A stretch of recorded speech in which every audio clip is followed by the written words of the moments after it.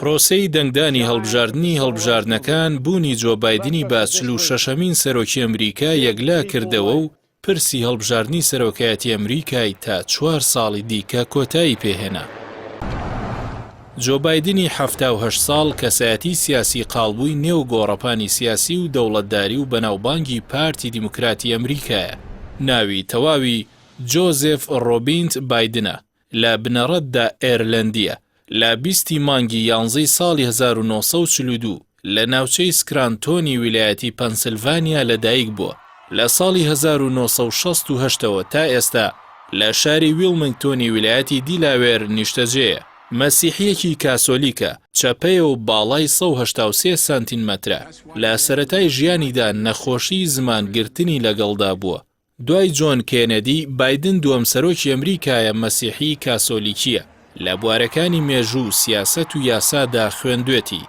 دوایەوەی ساڵی 1972 لە ڕووداوێکی هاتوچۆدا نیلیا هینتەری هاوسەری و ناعومی کچی گیانیان لەدەستدا، ساڵی 1970 لەگەڵ جێل تریسی جاکوبس هاوسەرگیری دەکات و تا ئێستا لەگەڵیدا بەردەوامە و کچێکی بەناوی ئاشلی لێی هەیە.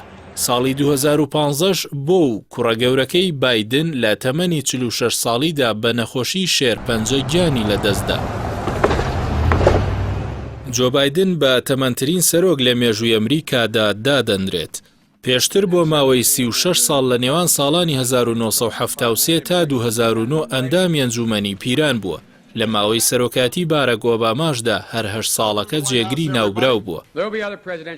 بایدن ساڵی 1988 و ساڵی 2008 بە هەمان شێوە خۆی بۆ هەڵبژاردننی سەرۆکایەتی پاڵاوت، بەڵام لە هەڵبژاردنە نێوخۆیەکانی پارتەکەی دەرنەچوو.